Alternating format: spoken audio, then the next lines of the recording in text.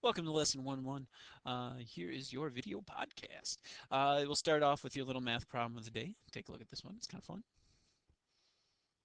Next, your math thought of the day. Enjoy. And now we'll start off with Lesson 1-1, recursively defined sequences. We'll talk about that word recursive, and we'll talk about what is a sequence, and we'll start talking about how do you write formulas for certain sequences. Now, sequences and all these recursive formulas we're going to talk about today are all centered around patterns. Okay. Now the top three are different patterns that occur in nature. Notice these patterns are geometric patterns. And notice the shapes on the bottom are things you may recognize. They are known as fractals. They are also types of geometric patterns. We'll talk about Sierpinski's triangle in a little bit. But Koch's snowflake here is this kind of shape. But notice what I want you to notice is there's different iterations of Koch's triangle. The top one, is probably one of the simpler iterations, and it's only a portion of it. But notice how you get the second iteration and the third iteration. You take each line segment, break it up into thirds. You take that middle third and make it into another little triangle. Okay, and if you continue doing that, so notice we did that to go from the first to the second and the second to the third, you get what's known as Koch's snowflake. Now again, these are very geometric patterns. What we're going to focus on, our formulas today are mostly going to be numeric though. We use patterns all the time. For instance, when you talk about different types of architecture, you always see patterns there. And if you basically take different crystal structures and you break them down, you'll definitely see geometric patterns there. Now, we're going to talk about some different terminology that goes along with these patterns. First of all, when we talk about recursion, it is the process in which each step of a pattern is dependent on the step or steps that come before it. So we just saw that in Koch's triangle. Sorry, Koch's snowflake. Now, a sequence is more of the numerical aspect of these patterns, is an ordered list of numbers. Okay, and usually when we talk about a sequence, usually it has some sort of pattern to it. Okay, but in general, any list of numbers can be considered a sequence. The sequences we're going to look at today are going to have definite patterns to them. So we'll come back to this in just a minute. Our first example talks about Heater King. Has parts for 2,000 water heaters. Um, It assembles 50 of them every day, gives 40 of them to the Mega Depot store, gives 10 of them to the small shop store. On day one, Mega Depot has 470, small shop has none. And we want to keep track of each store's inventory. So notice there are definite patterns here. Okay, so first of all, describe how the number of water heaters changes for each company. So we'll start off with the Heater King company. Now, to describe the number of water heaters each one has, notice we're going to have to include kind of two different things. We'll have to include how many they start with, because they all start with a different amount.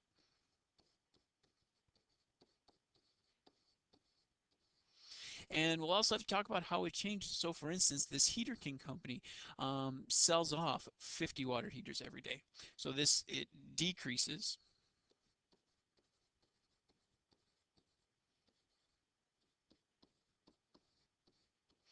by 50 per day. So the sequence that's formed by this are the set of numbers 2000, 1950, 1900, and so on. So basically this pattern defines that sequence. Okay, now we can do the same thing with the other two. So Mega Depot obviously starts with 450, 470, but notice here they increase by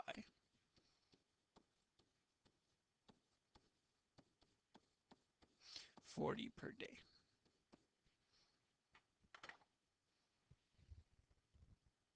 And lastly, the small shop starts 0 and increases, we'll abbreviate here, by 10 per day. So again, each one of these little statements we wrote down here defines a set of numbers, defines a sequence of numbers is what we call. Okay, now going back, these sequences of numbers, these set of numbers, each number in that sequence is called a term. Now, each term also has an index that goes along with it. And it's an integer that indicates the position of the number in a list. When we don't know what that index is, we often use n. So that kind of represents what's known as the general term. Okay, the nth term of a sequence. Okay, so quick little short little example where we kind of use that little notation there. So if I give you 2, 4, 6, 8, or sorry, 4, 6, 8, 10, 12, 14, you'll notice that the pattern is increased by 2. That's pretty easy. Okay, now what we want is we're going to use a variable to name this list. So here I'm going to use u, and the general term would be known as u sub n. Okay, so 4 would be our u sub 1, 6 would be our u sub 2, 8 u sub 3, 10 is u sub 4, 12 is u sub 5, 14 is u sub 6.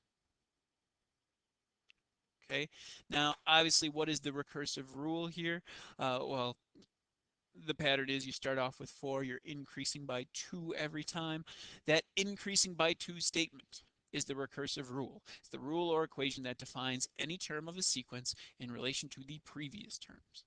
So for instance, to get u sub 2, I took the one that came before it and I added 2.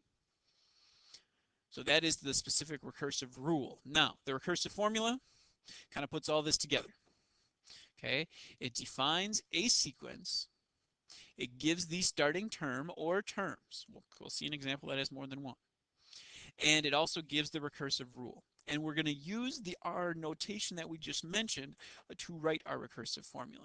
So for instance, in this quick little example here, I have to give my starting term. Well, what's my starting term in this sequence? It is 4. So I'm going to say u sub 1 equals 4. Okay, then I'm going to give the recursive rule, but I'm going to use the notation I just mentioned here. So to find any general term, our general term is u sub n. I'm going to take the term that comes before it. So again, to get the 6, we took 4 and we added 2. So the term that comes before this general term is going to be u sub n minus 1. And what are we doing to that term that comes before this when we are adding 2 to it? However, there's one more little thing you have to include. And you have to include the following statement. We can only use this recursive rule whenever my index is greater than or equal to 2 in this example. Now you might be asking, why do you have to include that? Why is that? Well, given this information, just strictly that information, ignore the rest of this. If I'm just given this recursive formula here, can I use that bottom statement to figure out what the term with an index of 1 is, the first term is? And the answer is no. You can use this recursive rule once you are given u sub 1 to figure out what u sub 2, 3, 4, and 5 is. That's what that n is greater than or equal to 2 represents. Now, going back to our previous example, now that we've recognized the patterns of these sequences, now we're going to go into writing recursive formulas for each one. So again, for each one of these, I'm going to use a different variable to name it. So for instance, in this first one, because it's heater king, I'm going to use h. And again, this was on the first day, so 2000 would be my h sub 1. So I'm going to start off with that. To get any general term, take the term that comes before it. And what are we doing? We're subtracting 50 in this example. And for heater king, this is whenever my index is greater than or equal to 2. For the next one, I know my first term is 470. To get any general term, take the one that comes before it. And here I'm going to add 40. And again, this is when n is greater than or equal to 2. Lastly, for the small shop, I'm going to use s this time to name the sequence. I know my first term is 0. To get any general term, take the term that comes before it. Excuse me. And you add 10. This is whenever n is greater than or equal to 2. All right, now we're going to start using these recursive formulas to do different things. I know that there are other formulas, and some of you might be itching and saying, oh, I know the other formula. There's a different way to figure this out. Yes, there is. However, we're going to be focusing on these recursive formulas for this chapter. Yes, we will come back and talk about what the other formulas are for each one of these sequences. But now we're going to use these recursive formulas to answer some of the following questions. For instance, how many water heaters will Small Shop have on day 30? If I tell you you have to use that recursive formula, you would sit there and go, all right, on the first day I have 0. On the next day I have 10. On the next day I have 20. And do this for 30 days. See where you end up. Well, our calculator is a nice little tool to help us doing that a little faster than sitting there and writing it all down. We're going to use our calculator to answer that question, and we're essentially going to use that recursive rule on our calculator. I'm going to start off with day 0, or on day 1, Small Shop had 0 heaters. So type in the first term, hit enter. Now, the little function we're going to use on our calculator is the answer key. So if you take a look right above that negative sign on your calculator, it says ANS. That is the answer key. So we're going to go second, answer. And Small Shop was adding on 10 water heaters every day. So I'm going to go plus 10. Now, notice what happens when I hit enter. It took the previous answer that is on the right-hand side of the calculator and it added 10 to it. So what I can actually do, which makes my calculator kind of nice, was this is day 1, 10 was day 2. If I just keep hitting enter, it'll give me the next terms. So day 3, 4, 5, 6, 7, 8, 9, 10. And you can continue.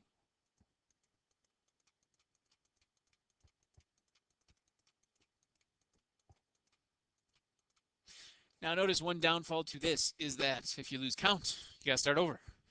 Uh, so that so that is something to just be careful of. So I know Small Shop on day 30, because it's the 30th term of the sequence, is 290.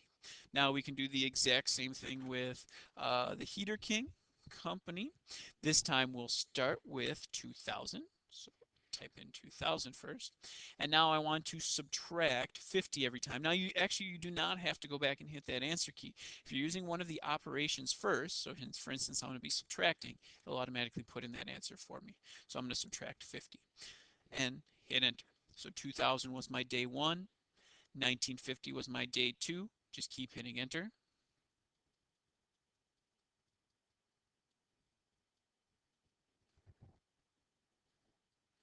On day 15, so this would be H sub 15, we have 1300 heaters. Now the next question, to answer these questions, we're actually going to do the exact same process. So when will Heater King have less than 750 water heaters? Well, if I just pop my calculator back up, I want to see when will this number, okay, when will that 1300 keep going down below 750? Well, I'm on day 15, so I'm just going to keep going. Day 16, 17.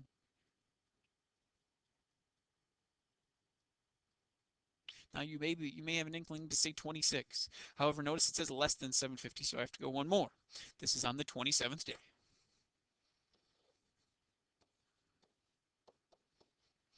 Now I can do the exact same thing for the Mega Depot. When will it have more than 1,000? So again, Mega Depot started off with 470, added 40 every time. That 470 was day 1, 2, 3.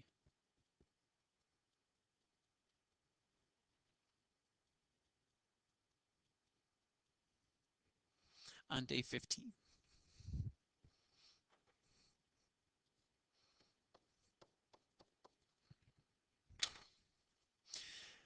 Now the last question on there is one that I'm giving you time to work on in class, so I'm not going to go through that exact answer. I want you to play with that and figure it out. The one thing I will say is the best way to do that is you want to basically keep track of each company at the same time. I would probably make yourself a table of values to help you do that.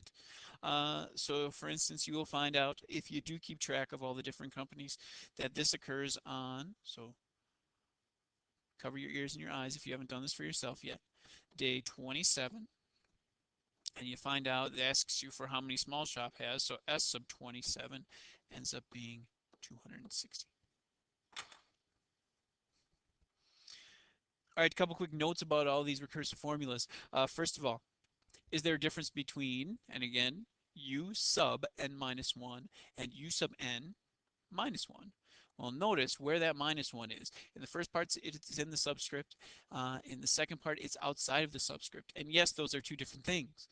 Okay, u sub n minus 1, okay, the first one represents a previous term. U sub n, and then the minus 1 is outside the subscript, represents the kind of the general term minus 1 from its value. Okay, so notice those are two different things. Pay attention to where that minus 1 is, and make sure you put that minus 1 in the correct spot when you are writing formulas. Okay, next, within a recursive formula, make sure that you include a statement that indicates when the recursive rule can be used. So for instance, if I go back to this example, make sure you include that n is greater than or equal to 2. Now, it will not always be 2. Okay, it might not always be a greater than or equal to sign. Okay, it depends on the problem. You'll see a couple different examples in just a second. And lastly, u sub 1 will not always represent our starting value. It is the first term, but it is not always the starting value. Sometimes our starting value will be u sub 0, or maybe your starting value is something like u sub 5. Depends on the problem. And again, you'll see an example of that in just a second. Now lastly, the previous example we just did is an example of an arithmetic sequence. It's a sequence in which each term is equal to the previous term plus a constant. Okay, this constant is called the common difference. This sequence has this a recursive rule of this form. Now, one thing I do want to point out is these are directly related to linear equations. We'll get more into this over time, but these things are directly related to linear equations. And lastly, if you're given a sequence and you want to know if it's arithmetic or not, think about how you figured out what the pattern here was. Okay, you notice it was going up by 2 every time. You would take any term, subtract the one that comes before it. That's 2. Well, if I take 12 minus 10, that's 2 as well. So that pattern continues. So in general, if you want to know if something's arithmetic, subtract any 2 consecutive terms. Any term minus the one that comes before it. If that difference is always the same, then it's an arithmetic sequence. If that difference is not always the same, then it is not arithmetic. And that should work for any consecutive pair of terms. Next example is just a little different. Okay, so we got a little pattern in geometry here.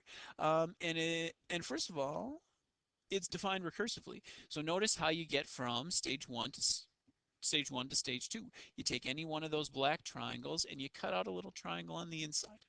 Okay, so this is actually a recursive pattern. This was Sierpinski's triangle that we mentioned before.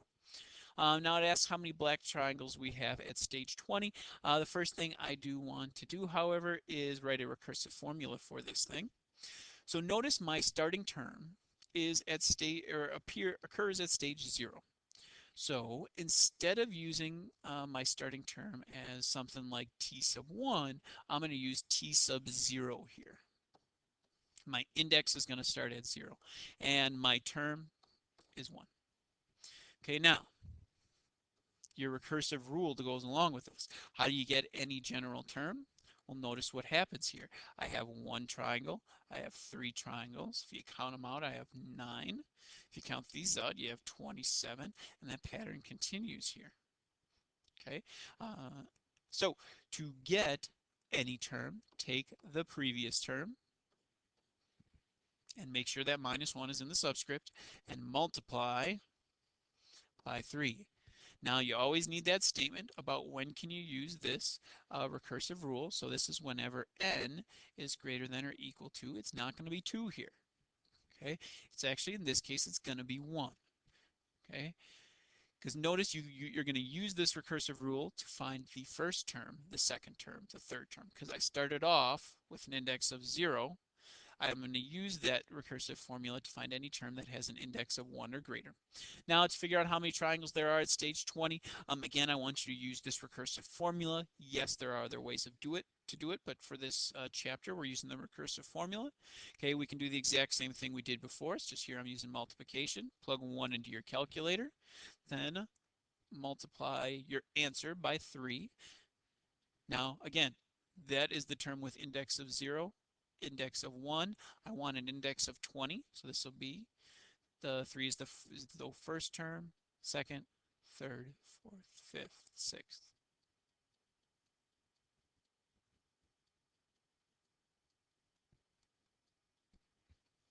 And there is your answer.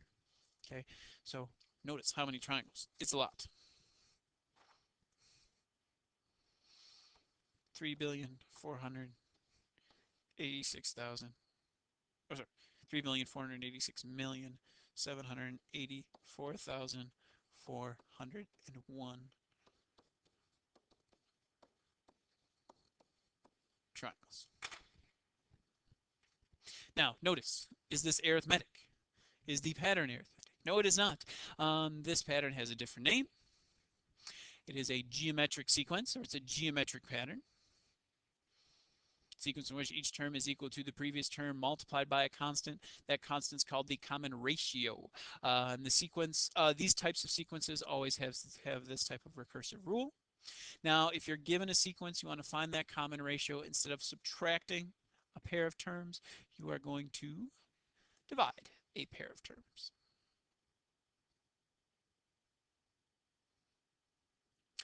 Last but not least, we're going to take a look at some. I'm going to throw some recursive formulas at you, see if you can figure out what they are.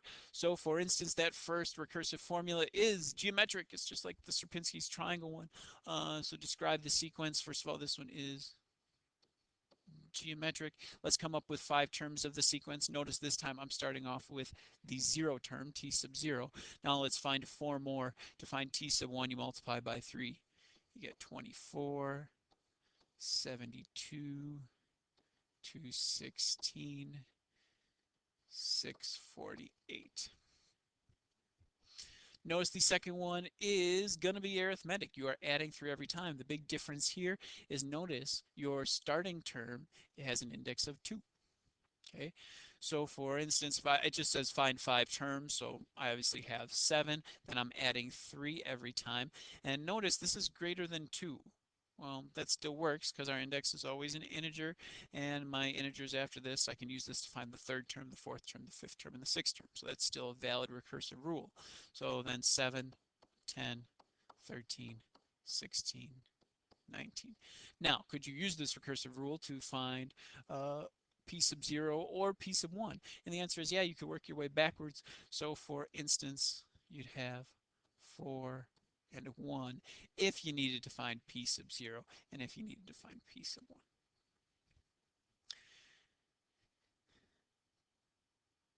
See over here, notice it's this time it's actually neither. You're not just adding, you're not just multiplying, you're actually doing 2 different things. And notice the rule is written just a little differently. First of all, they give me the first term, so that is the first term of my sequence. Okay, so they give me s sub 1, but notice this is written a little differently. It says take the general term, and if you want to find the next one, take the general term times 2, subtract 10, and that gives you the next term. So notice you can write these recursive rules just a little differently, using it kind of messing with those indices just a little bit. So for instance, if I want to find s sub 2, I'm going to put s sub 1 in for s sub n.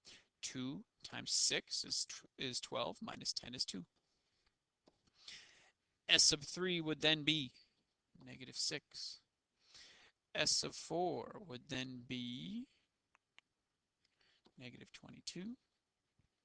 And then S sub 5 would then be negative 54. Now, again, think about what that statement has to say. This is when n is greater than or equal to 1. Okay, so again, I can use this formula whenever my index is 1 or greater. So I'd start off by putting in s sub 1 to find s sub 2, plugging in s sub 2 to find s sub 3. So it'll give me this s sub n plus 1 can be used to find S sub 2, S sub 3, S sub 4. So make sure that matches that statement. Notice in D, you have, this is actually neither geometric or arithmetic. This is a different kind. And notice what that recursive rule says. To find any general term, take the one that comes before it and the one that comes before that and add them together. So when is the first time you can use that recursive rule? Whenever the index is greater than or equal to 3. So here I get two terms right away. Then I'm going to take those previous two terms and add them together to find the third, which would be 8. If I continue that same process, then my next term will be 13 and then 21. And last but not least, part E. It gives me, starts off with the starting term as k sub 0. So there's my starting term. Now, there's a little problem with this one. And hopefully you caught it. Okay, and it says to get the next term, or sorry, to get any general term, take the one that comes before it and add 8. But this only works whenever n is greater than 1. So can I use this to find k sub 1? Well, no, you can't. They don't tell you how to find k sub 1. So you can't go any further. You're done. You're stuck. You have to stop. Okay, so it's kind of almost an invalid recursive formula. It doesn't really get you that far because you can never find k sub 1 with that recursive formula. They would have to tell you how to find k sub 1. Here they do not tell me how to find k sub 1. So then I can't find k sub 2, k sub 3, k sub 4, and so on. But again, to reiterate, there are patterns everywhere in nature. Notice for that Romanesco and that fern, those are geometric patterns. However, there are other mathematical patterns that do exist, and some mathematical patterns that do have some really cool graphs. For instance, this graph that I have in the bottom center is called the Mandelbrot Set. Now, as I mentioned, there are different formulas for these patterns other than the ones we studied. However, for certain sequences, for certain patterns, for instance, in the Mandelbrot set, has a very nice recursive formula. But if you try to find a different formula that represents that sequence, it will be terribly difficult. It is horrendous. Okay, but that Mandelbrot set does have an interesting shape, and a shape that we have kind of seen throughout art history, as you see this ancient piece of artwork there. And what's also interesting about this Mandelbrot set is if you look at the graph of this sequence and you were to zoom in on a single portion of it. So for instance, along that kind of line that's on the top of the graph there, if you were to zoom in on that, if you zoom in far enough, you will see that exact same shape, which is kind of interesting. And this idea of recursion also appears in all sorts of current artwork, like stuff done by Escher and all those kind of interesting drawings that some people have hanging on their walls. And last but not least, Homer has your homework for today.